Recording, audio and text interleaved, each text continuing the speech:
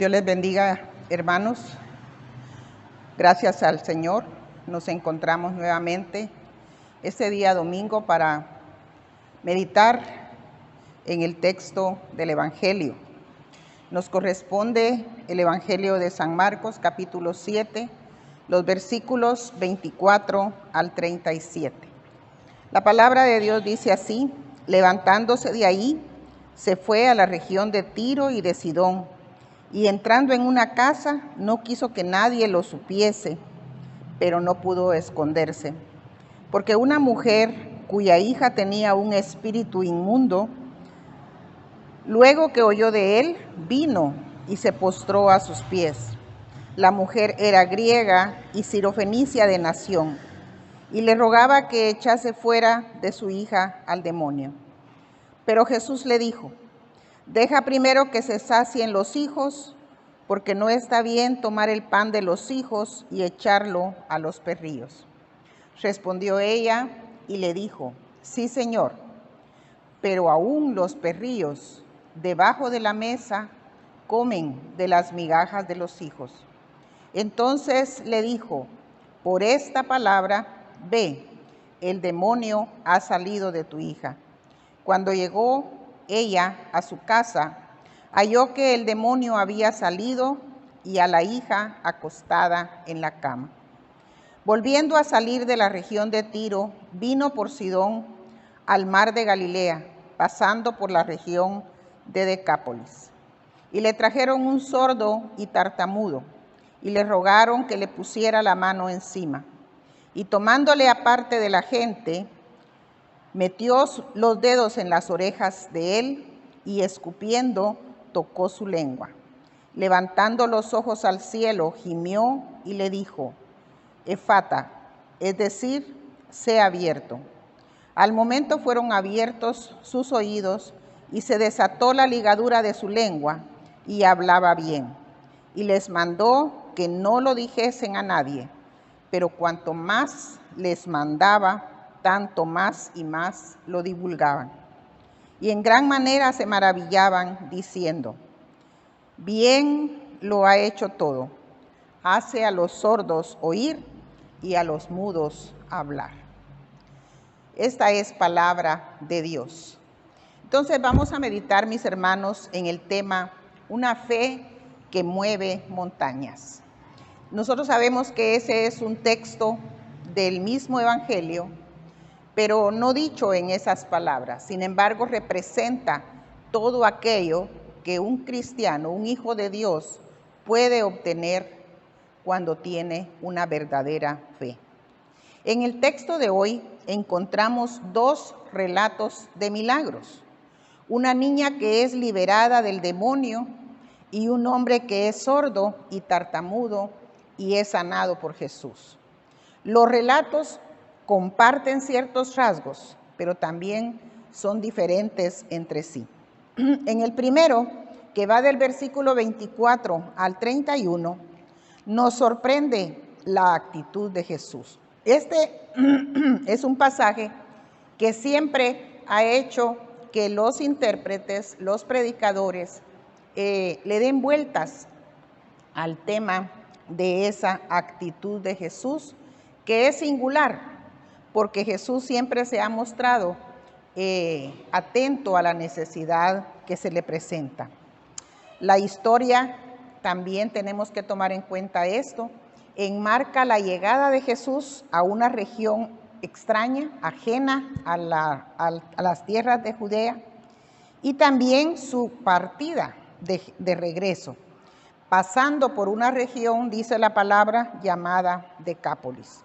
Es decir, Jesús está en territorio pagano, ha salido de las fronteras de las tierras judías. Vamos a meditar entonces primero en el encuentro de Jesús y esta mujer que aquí se le llama sirofenicia. Y encontramos, mis hermanos, que el nudo, el punto central, es la respuesta a esa palabra de Jesús, la respuesta y la persistencia de esa mujer ante un aparente rechazo por parte de Jesús. Como dije, Tiro y Sidón es territorio no judío.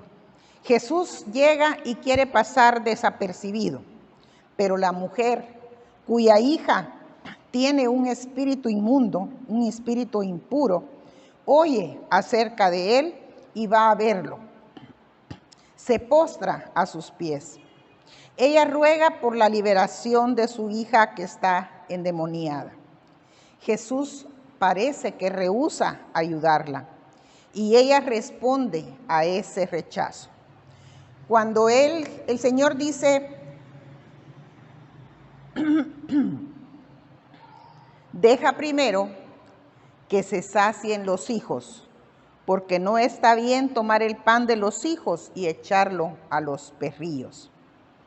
Esa es la respuesta de Jesús a su clamor.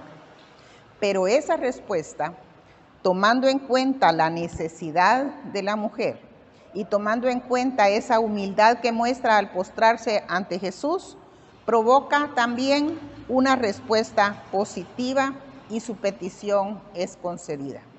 ¿Qué estoy diciendo con esto, mis hermanos? Que en lugar de desmoralizarse, de alejarse muy triste, de llorar, la mujer responde con humildad, aceptando de alguna manera la palabra del Señor, porque dice, sí, Señor, pero aún los perrillos debajo de la mesa comen de las migajas de los hijos.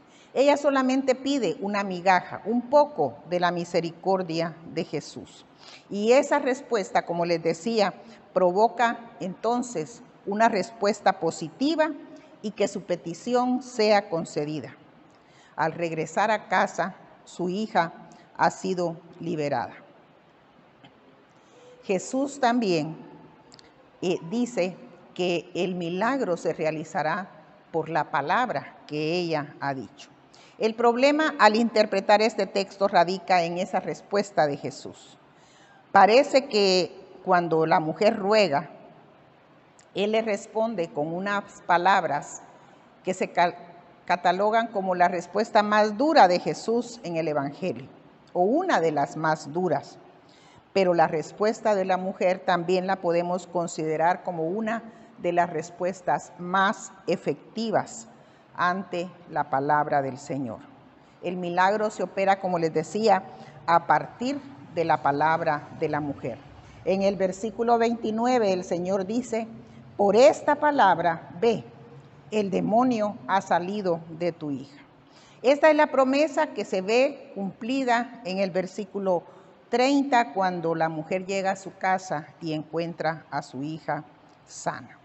Hay un esfuerzo de Marcos que podemos ver también por identificar cuidadosamente a la mujer como sirofenicia, como griega.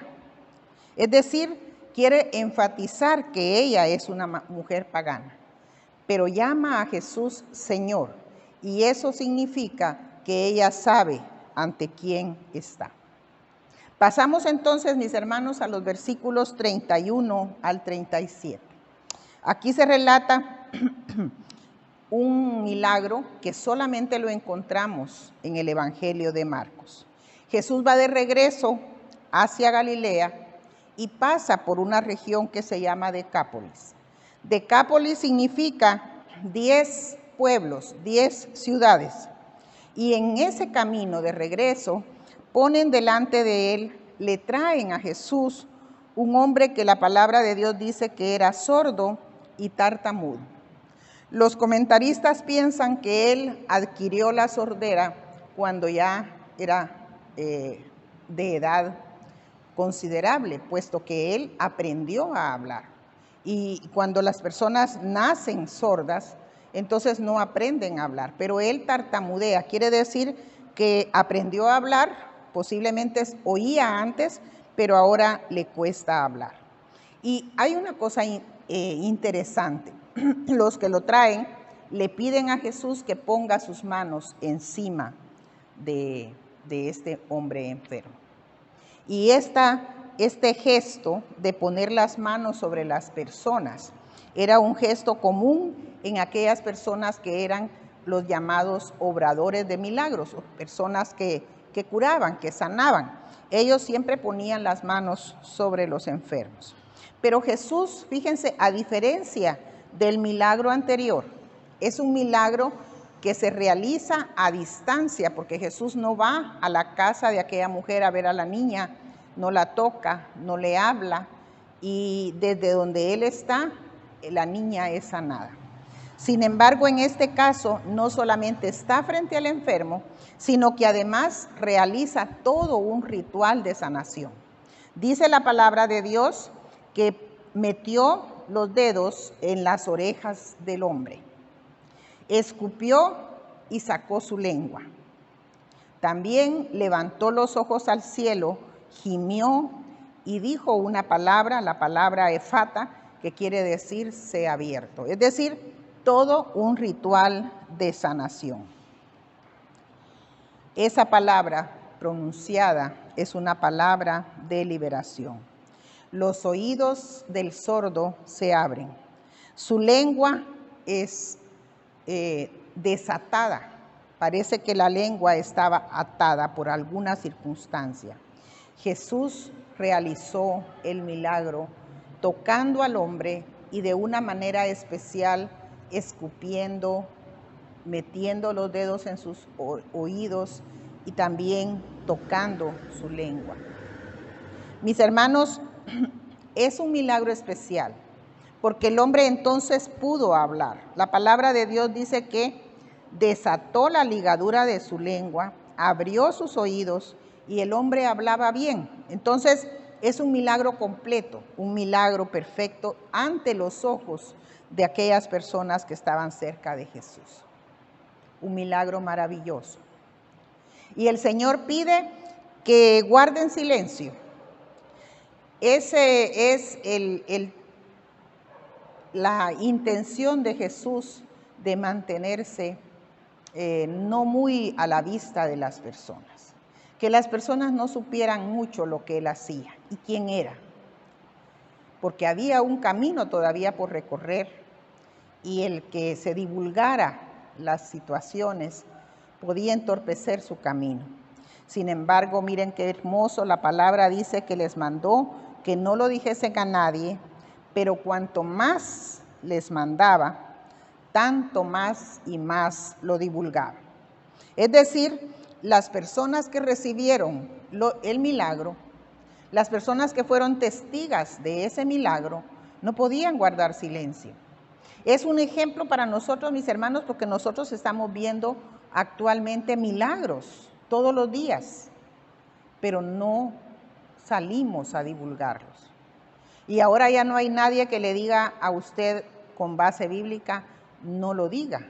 Al contrario, hoy tenemos que proclamar la obra que Dios hace en nuestras vidas. Desde aquella pequeña cosa que Dios hace por nosotros hasta los milagros más grandes. Entonces, la gente se maravillaba en gran manera. Los dos relatos, como dije al principio, tienen mucho parecido, pero también tienen algunas diferencias. Se parecen porque los dos se realizan en territorio pagano y los beneficiarios son gentiles, son personas gentiles. Jesús actúa en uno a distancia y en el otro con todo un ritual de sanación, como les decía. Pero en ambos el milagro se realiza y nos enseña, mis hermanos, por un lado, la universalidad del ministerio de Jesús. Él está sanando a las personas sin fijarse en su etnia, en su posición social, económica o política. Además, nosotros al ver a Jesús sanando en tierras de Galilea, en tierras judías y ahora sanando en tierras extranjeras, personas enfermas, atormentadas, encontramos también otra enseñanza en estos dos milagros, el sufrimiento humano. Y miren, hermanos, el sufrimiento humano era tremendo en aquellas tierras, en aquella época, y es tremendo el sufrimiento humano en la actualidad. La búsqueda de sanidad. No hay diferencias, y lo hemos visto, mis hermanos, en esta pandemia. la búsqueda de salud de aquellas personas que han sido contagiadas con el virus. No importa si la persona es muy rica económicamente hablando, no importa de qué etnia, a qué etnia pertenezca, ni tampoco sus aspectos culturales o religiosos. Todos sufrimos y todos estamos en esa búsqueda de milagros. Dios, mis hermanos, y con esto quiero concluir, Dios es Dios de todos. En Fenicia, en Decápolis, entre los otros, entre aquellas personas que tienen una distinta fe y cultura. Y el texto nos muestra que somos diferentes, pero al mismo tiempo somos semejantes. Podemos tener mucho, pero aún así tener necesidad. Y eso nos obliga a confiar en el Señor. Solo conociendo nuestras limitaciones y la dependencia del Señor, estamos listos, mis hermanos, para recibir la liberación y la sanidad. Que Dios les bendiga.